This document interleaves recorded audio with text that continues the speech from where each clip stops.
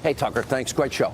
Welcome to Hannity. This is a Fox News alert. Alabama Republican U.S. Senate candidate Judge Roy Moore is tonight vehemently denying a Washington Post report where a now adult woman accuses him of sexual misconduct from when she was 14 years old. These allegations date back to 1979. 38 years ago when Moore was 32 years old. Also, 3 other women are also telling the Washington Post that during that same time period, Moore pursued them while they were 16, 17, and 18 years old. We have invited Judge Moore and the women accusing him on the show tonight. Plus, liberal comedian Louis C.K., he is under fire over sexual misconduct allegations coming from 5 women that surfaced in an explosive New York Times report. Louis C.K.'s publicist declined to comment on the report to the paper. We'll break it all down in tonight's breaking news opening monologue. All right, tonight, before we explain the allegations against Judge Roy Moore and Louis C.K., I want to be crystal clear. And I said this repeatedly on my radio show today, but people on the left are trying to take out of context. When I spoke about this for nearly 2 hours today, Geraldo was one of my witnesses. If what people are accused of is true, it is beyond reprehensible, beyond disgusting, beyond shameful. And in the case of Judge Moore, if it's true, he should step aside and leave the Senate race. Everyone would agree. Everybody. A 32-year-old man pursuing a 14-year-old girl is disgusting. That is something we should all agree on. This should transcend politics. However, everyone also has the right to defend their name. Our goal on this show is always to find the truth. Here are the allegations tonight. A woman is alleging to the Washington Post that back in 1979, when she was 14 years old, she had a sexual encounter, actually 2 of them, with then 32-year-old Roy Moore. On one occasion, the woman alleges that Moore kissed her. And during another, she says that Moore allegedly, inappropriately touched her and guided her hand to touch him. Now, although she claimed no other sexual conduct took place, she described the incident to the Washington Post by stating, quote, "Well, I wanted it over with. I wanted out. Just get this over with. Whatever this is, just get it over." Now, the woman then says that she asked Moore to take her home, which he did. 3 other women are also accusing Moore of sexual misconduct back to the 1970s while they were teenagers, ranging in age from 16 to 18 years old. The women are alleging that Moore pursued romantic relationships with them, and one allegation involved kissing. Judge Moore tonight is adamantly denying these allegations against him. He told the Washington Post, quote, "These allegations are completely false, and they are a desperate political attack by the National Democratic Party and the Washington Post on this campaign." In a separate statement, Moore said the Washington Post has already endorsed the judge's opponent, and for months they have engaged in a systematic campaign to distort the truth about the judge's record and career and derail his campaign. In fact, just 2 days ago, the Foundation for Moral Law sent a retraction demand to the Post for the false stories they wrote about the judge's work and compensation. But apparently there's no end to what the Post will allege, and continues. This garbage is the very definition of fake news and intentional defamation. Tonight, Judge Moore also tweeted, "The Obama, Clinton machines, liberal media lapdogs with those who want to silence our message. The forces of evil will lie, cheat, steal, even inflict physical harm if they believe it will silence and shut up Christians, conservatives like you and me." Now, I believe you and I have a duty to stand up and fight back against the forces of evil, waging an all-out war on our conservative values. Our nation is at a crossroads right now, both spiritually and politically. Our children and grandchildren's futures are on the line, so rest assured, I will never give up the fight. Now, these are very serious allegations. Of course, they have to be investigated to the fullest extent. And we're finding out almost every single day now, sexual misconduct, sexual abuse. It's a widespread problem in this country. It is morally repugnant. It has no place in our society. Here's the thing. In any of these cases, it is sometimes you have to look at the truth here. How do we ascertain what happened 38 years ago? I'm a father of a daughter. I'm a brother to sisters. It's scary when you hear about these predators. And with these allegations against Judge Moore, this happened nearly 40 years ago, 38 years ago. And at the same time, and this is a very delicate question, but we have to bring it up. Do some women wait because they are too scared, too upset, too traumatized to come forward? As I said on my radio show today, of course they're afraid. I can understand that. We can all understand why no one would want to come forward and speak about such trauma. On the other hand, we have to pursue truth, which at times can be very difficult. It's like threading a needle. It's a razor's edge.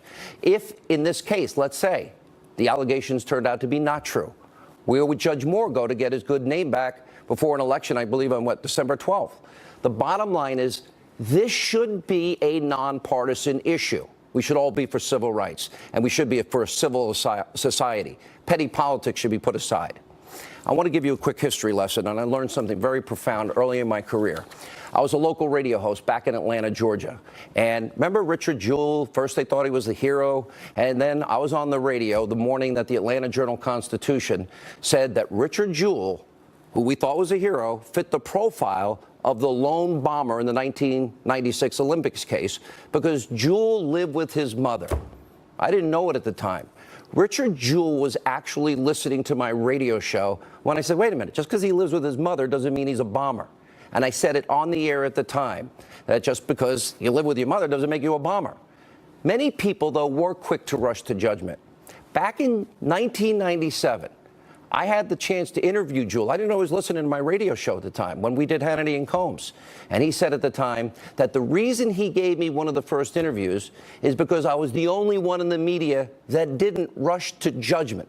Incredible lesson. Watch this.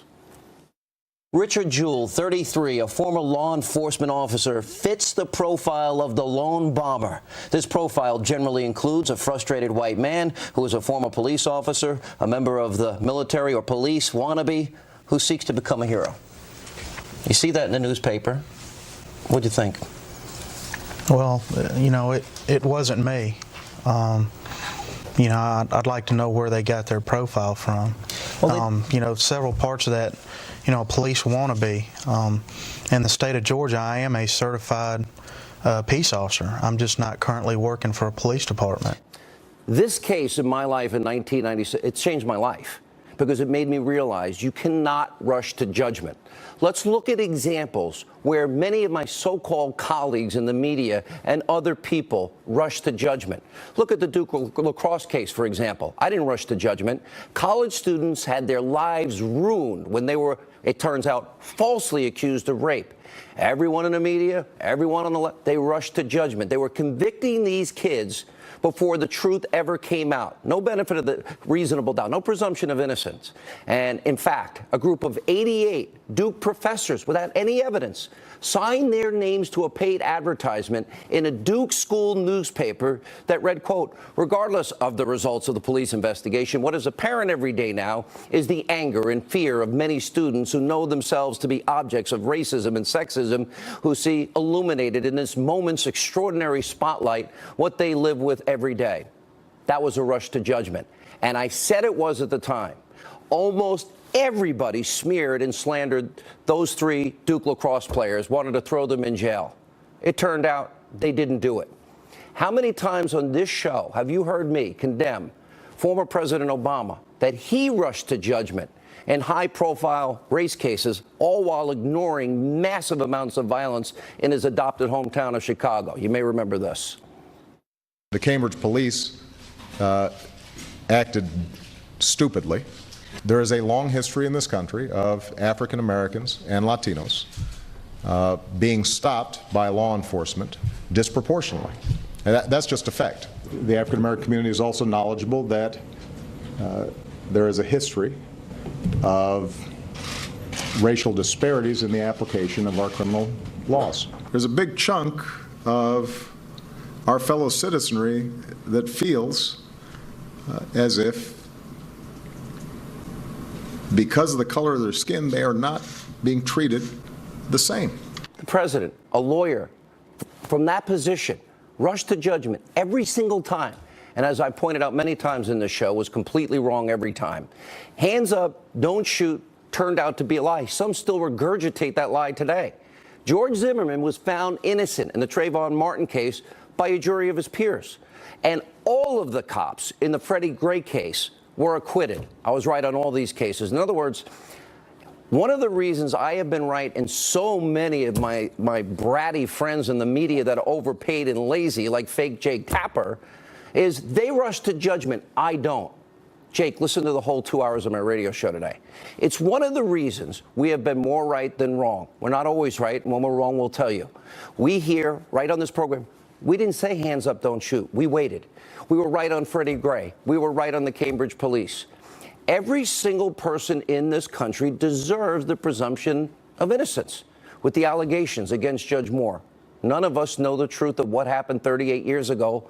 The only people that would know that are the people involved in this incident. Here's another perfect example. Now, when it came, some will say, well, Hannity, when it came to Bill Clinton's sexual misconduct, well, on the one hand, Democrats didn't care. He had the right politics. Hillary called it a vast right-wing conspiracy, never called out her husband. Unlike the left, I actually worked, reported, did my research, and I went and interviewed all of these women. And I looked them in the eyes and interviewed them, let them share their stories. I did my job. They should do theirs in the media. You described a scene where he was biting on your lip, and then when it was all over, he was leaving. Said, you better put some ice on that. Yeah, and casually put on his sunglasses and walked out the door. It was a terrible ordeal for me, and no woman should be subjected to it. But it was an assault. He assaulted you? Yes. He touched, grabbed, fondled, and kissed you against your will? Yes. And it's an allegation that is not made by one woman, it's made by multiple Many women. of us. I said, well, I may need to be going or something. And next thing you know, he pulled down he sat down, pulled down his pants, his whole everything, and he was exposed. And I said, I'm not that kind of girl, and I need to be getting back to my desk. In many of these cases, Democrats, for politics, political reasons, said these women should not be believed. I don't think they ever interviewed them. You might remember James Carville saying, well, you drag a $100 bill through a trailer park in the case of Paul Jones. And look how they treated Monica Lewinsky. That became beyond shameful. And we can't forget the Clinton Foundation. Really? Democrats care so much? On this show, we have been the most outspoken about Hillary taking millions and millions of dollars from countries like Saudi Arabia, Qatar, Kuwait, the UAE, Brunei, Oman, and they have the most horrendous human rights record in terms of how they abuse women, how they kill gays and lesbians just for being who they are, and Christians and Jews. I don't remember anyone else in the media talking about it. In other words, nobody should be pointing fingers and passing judgment. We've got to know the truth. This is an issue that transcends geography, culture, political ideology. Now, sadly, sexual misconduct in America is rampant. That's the truth. Just look at what's happening in Hollywood today. Actor Ben Affleck, he was forced to apologize for grabbing a woman's breast on live television. Dustin Hoffman also apologized after two women accused him of sexual misconduct. They admitted it. Kevin Spacey, accused of sexually abusing multiple young teen boys. He's now in rector. Remember Roman Polanski? Pled guilty to raping a 13-year-old girl after he gave her Quaaludes and booze, and was quoted as saying, quote, afterwards, oh, she's a double victim. He has still escaped from justice. My victim and a victim of the press. And of course, we all know now about the allegations swirling around Harvey Weinstein, who also checked himself into rehab. And now even comedian Louis C.K., he's been accused tonight of committing multiple acts of lewd conduct by the New York Times. I can't stand Louis C.K., but does he deserve the presumption of innocence? Every American does. We reached out to him tonight for comment. They want to come on the show. The accusers of Judge Moore want to come on the show. They're all welcome here. This brings us back to Roy Moore, Judge Moore. Any accusation of sexual misconduct is beyond deeply disturbing. I say that as a father, as a brother. But every person in this country deserves the right, the presumption of innocence until proven guilty. We should have learned a lot from Duke, and a lot from Ferguson, and a lot from what happened down in Florida with Trayvon Martin. And we should have learned a lot with the Cambridge police. Should have learned a lot of people. However, some members of Congress, they seem to have forgotten this basic right, including even John McCain. He tweeted, quote, the allegations against Roy Moore are deeply disturbing and disqualifying. The allegations? He should immediately step aside and allow the people of Alabama to elect a candidate they can be proud of. What happened, Senator, to the presumption of innocence? Maybe one thing, what if somebody came out tomorrow, Senator McCain, and said something about you that was false? We don't know. We have to stand up against predatory behavior. But as I said, these are complicated issues, more complicated. And I would just ask every American, learn the lesson that I learned in Atlanta. Learn the lesson that I have now applied to all these cases and why I turn out more often right than wrong than my media friends who always rush to judgment. You're going to make a decision. You can go interview all these people and then make another decision, but base it on your own experience, your fact, your believability of the people you talk to, like I did when I interviewed Juanita Broderick and Kathleen Willey and Paula Jones and many of the other women that accused Bill Clinton. Here with reaction tonight, this important issue, Fox News legal analyst Greg Jarrett, Fox News correspondent at large Geraldo Rivera, Fox News legal analyst Mercedes Cohen. I got to start with a personal issue with you. Media Matters, which has been on a witch hunt to get me fired, I did almost 2 hours on radio today on this topic. Did I sound any different today than what I sounded like on TV? Absolutely not. And I lament the fact that people are seizing on what I do believe was you misspoke in one sentence. In one sentence. But do I deserve 2 hours of radio? The clarity, yes. The clarity of it is, you said that your person you were interviewing said, well, it was consensual. This alleged act between I thought Judge she was Moore. talking about the 18-year-old and the 17-year-old. Well, regardless, we cleared up right now that you cannot consent if you're underage. It is legally impossible. Okay. You know that. That one the line entire thrust of your was wrong. Of your show was to say how deplorable, if true, these allegations. That one line was absolutely wrong. I misspoke. The reaction to you, I think, is symptomatic of a larger situation. We have a tendency to believe what we want to believe and disbelieve what we don't want to believe. The classic example is, of course, Bill Clinton and the Oval Office. We didn't believe the Paula Jones and all the rest of them. We didn't believe Trailer Park Trash and all that. And yet the Trump allegations in the hotel room in Moscow, much more farcical and denied as opposed to proven facts in the Clinton Oval Office. In Moscow, we want to, if you hate Trump, you want to believe that, something bad went down, something, seedy went down. It's ideological. And I think that with Roy Moore particularly, I don't like his politics. I don't like his position on gays. I don't like his position on Muslims. I want to believe that this is true about Roy Moore because I don't like Roy Moore. You have to stop yourself, and that's why the brilliance of your commentary. You've got to stop yourself and say, okay, what is it about these cases? What is provable? What is not provable? Is there any corroboration whatsoever? What about the statute of limitations? 38 years. Did she make any contemporaneous statements at the time? Is there? Did she write a note? Did she have a diary? Did she tell her mom? What happened? Exactly. Told her mom 10 years later. Way. That's why you have statutes of limitation, because witnesses become unreliable, they become more susceptible to influence, etc. Sexual harassment is real. Sure. There are predators out there. As a father, it scares the crap out of me. It really does. Sure. Are there also times, like in Duke, where people make false allegations? Oh. Are there times where people lie for political purposes? Undoubtedly, Sean. Listen, I've represented hundreds of corporate executives that have been accused of sexual misconduct. And when they get these individuals in the courtroom, when you get them under cross-examination, they fall apart. So all these allegations, they're flexing their muscles, they're lawyered up, they're in there, they're fighting for their rights, they're saying, I've been victimized, this is what happened to me. If they fall apart, because once they are going You've through done the due hundreds process, of these cases? I have. Have people lied to get money? Undoubtedly.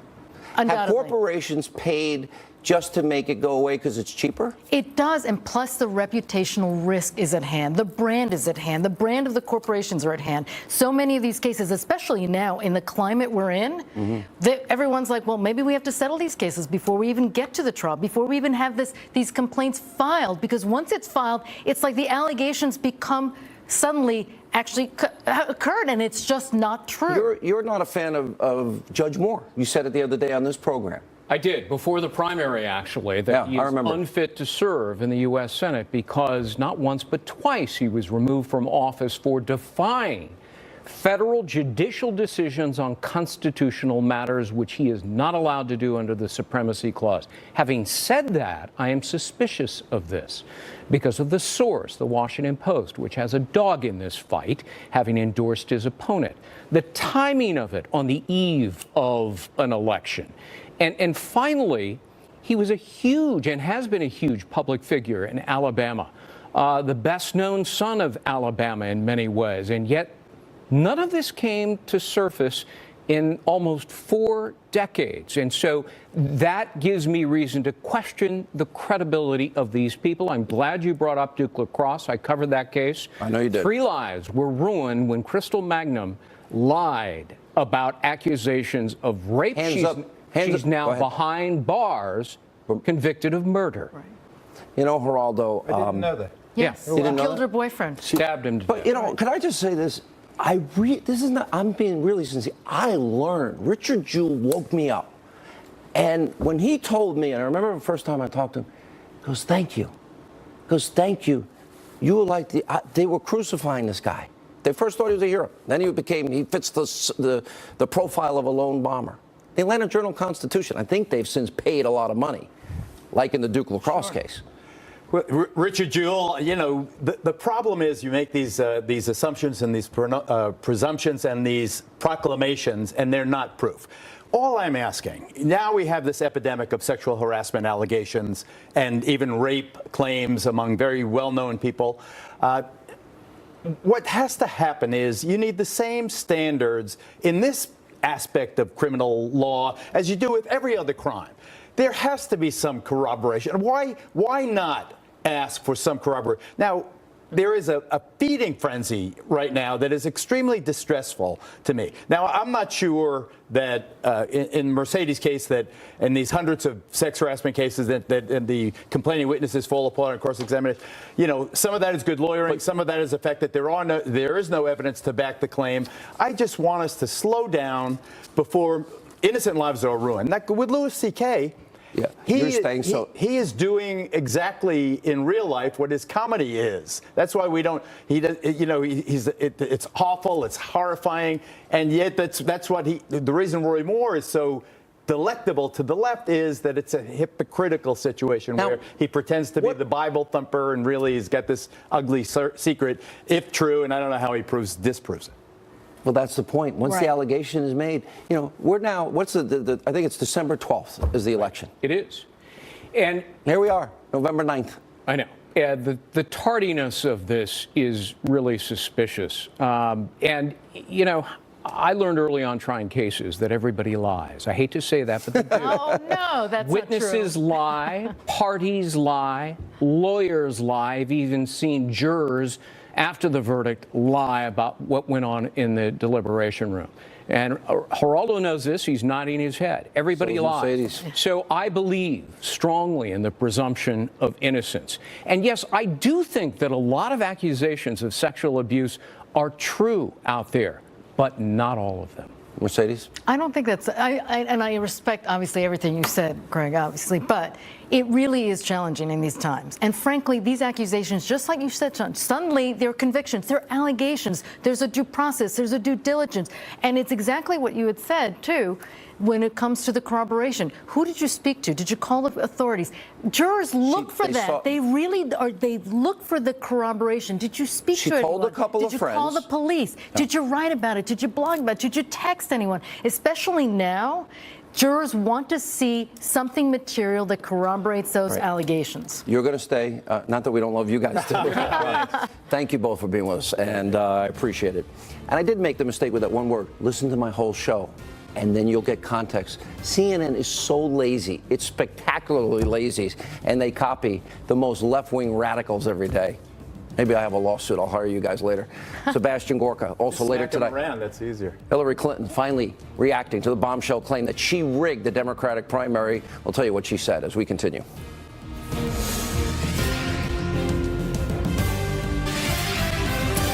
All right, welcome back to Hannity as we continue to cover the breaking news around Judge Roy Moore, Alabama Senate candidate, and the calls for him to step down from the Alabama Senate race. We're joined now by Fox News national security strategist Sebastian Gorka. We continue also with Mercedes Cohen.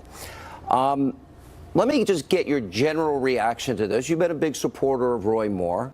He's come under tremendous fire this entire race, especially John McCain's comments from a political perspective. Even doesn't matter if it's true, get out of the way. And it seems like every establishment Republican really never liked him, and they don't clearly believe in the presumption of innocence, which should be a little terrifying for every American. Absolutely, Sean. Look, this is America. We don't call people guilty before the evidence is in. And of course the rhinos are going to use this as an excuse to attack somebody like Judge Roy Moore. But let's put this in context. Number one, what is the environment in which these charges are happening? Look at the last 2 years. Look at the insanity. Look at what we've all had to live through. The outrageous attacks on the president, the attacks on you, the attacks on me. I ignored them. I had friends defend me. You, like the righteous crusader you were, you went back and you crushed those liars. Now we have to find out what's true and what isn't. Is this another smear campaign, or is there something there? And the most important point is, we are not the DNC. This isn't Hillary's war cabinet. We don't cast aspersions on women who accuse men of sexual harassment or impropriety. We listen to them, we find out if they're credible, and if there needs to be something done legally or otherwise, that's what we do. We don't turn people away and try to destroy them. So let's take a deep breath, count to 10, and find out. The election's December 12th, a month away.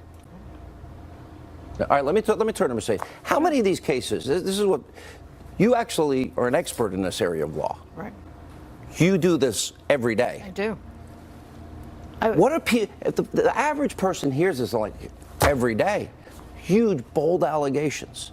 Then you think of Duke LaCrosse, then you think of Richard Jewell, then you think of Hands Up, Don't Shoot, then you think of, the fact that it is real. There are predator jerks out there.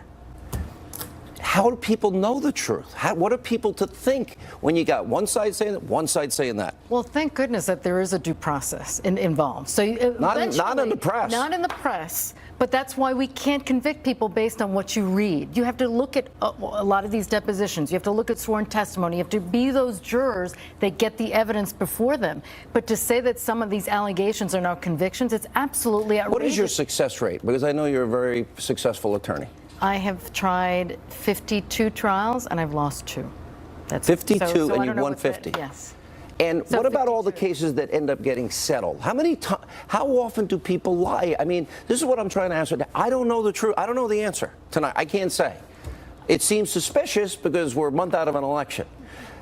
And it's 38 years ago. You do. But Sean, look, a lot of people are going to say, it's what we said before, these allegations are so stale. Why is it coming now? Why are we just weeks before this election? But on the other hand, can't you understand a woman that's traumatized, sees a guy running for Senate, and finally just says, you know what, I'm not going to be...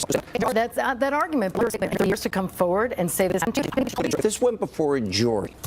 Of these accusers. I mean, if they come forward and they seem credible and Judge Moore does not, then obviously there's a tipping balance. But a lot of jurors are going to be very suspicious of these accusers saying we waited decades before coming forward. You know, Dr. Gorka, I always say every 2 years and 4 years, the Democrats got the same playbook. Republicans, poor Mitt Romney. Remember Mitt Romney? Mitt Romney, I'm kind of annoyed of how he's treated Donald Trump, but Mitt Romney was a good person at heart. I liked him. I think he would have actually been a pretty good president. Mitt Romney had a binder full of women's resumes. Remember how he was treated by the media in this country, the Democrats in this country? Right. You know, you look at examples like that, or Herman Cain. I'm friends with Herman Cain. Herman Cain's going up in the polls. Or Justice Thomas. Then the day he gets out, nothing. You hear nothing. Because they accomplished their mission, or why? Look, this is the thing that made Andrew Breitbart a conservative, the accusations against Justice Clarence Thomas. So there's a fact pattern here. There's a very strange propensity of sexual allegations to suddenly become politically useful in the run-up to an election, or when somebody stands up for the principles of the Republic, like Clarence Thomas, and needs to be taken down. So let's just get back to the basics of the Republic. We have to have a presumption of innocence. You have to know who's accusing you. They have to do it publicly, and there has to be evidence. We don't know the facts. The first rule of war is that the initial report from the battlefield is almost always wrong. So let's stop. Find what the facts are. Is this person credible? Is there any evidence? Because if it isn't, it's a smear. It is different than Weinstein, who goes to sex rehab. It is different than Dustin Hoffman and Ben Affleck, who apologize. It is different than Kevin Spacey goes. Some people admit it, and some people say no. Now, I know, and this goes back to what you said. Do people do it for money? Do they do it for political reasons?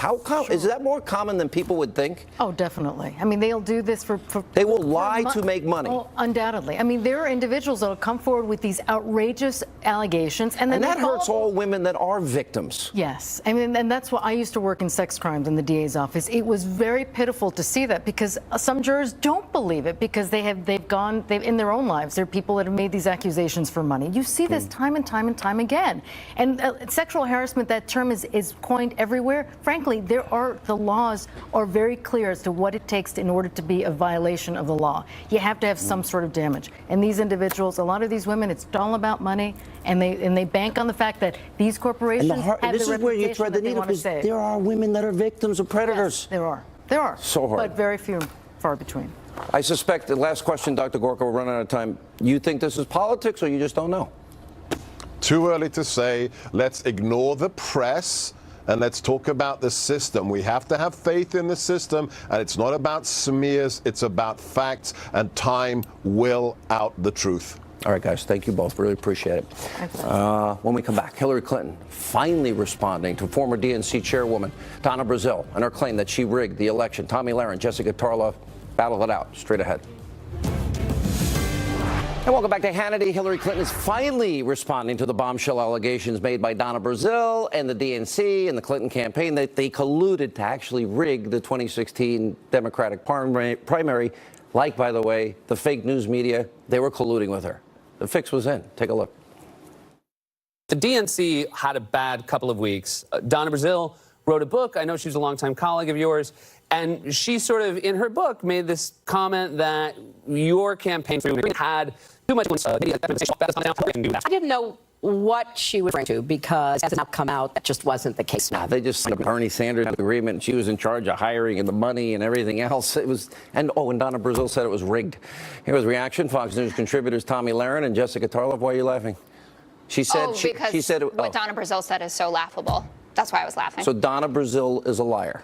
Donna Brazile made it seem as though the 2015 joint fundraising agreement was actually what the 2016 joint fundraising agreement said. Bernie Sanders and Hillary Clinton signed the same agreement. Glenn Greenwald wrote an article that says that is one of the biggest lies, that Bernie signed the same thing. That's not true. No, it is absolutely true. Look at it. And then he went out and raised $0 for Democrats, and Hillary raised hundreds of millions of dollars. What you're saying is Donna Brazile is a liar. That's what you're saying. That's what it looks like. When she said it was rigged. Well, rigged, first of all, how do you rig 4 million votes? And she said she called Bernie Sanders and it broke her heart. Yeah, well, I mean, you read that excerpt where she had to light a candle and put on the mood music to call Bernie Sanders. Well, I don't think I'd want to tell somebody that they never had a shot, that there was a joint agreement. He didn't have a shot because he didn't appeal what about to Hillary, Democratic What about Hillary voters? Controlling the hiring and the finances of the DNC? And not Bernie. But she did after she was the nominee, which is the right of every nominee. But it was the 2016 agreement, not the 2015 agreement. Is there anything? I honestly believe, Tomi Lahren, that I swear, if the Clintons are on national TV and they put a gun at someone's head for no reason at all and shoot somebody, the left in this country would defend it.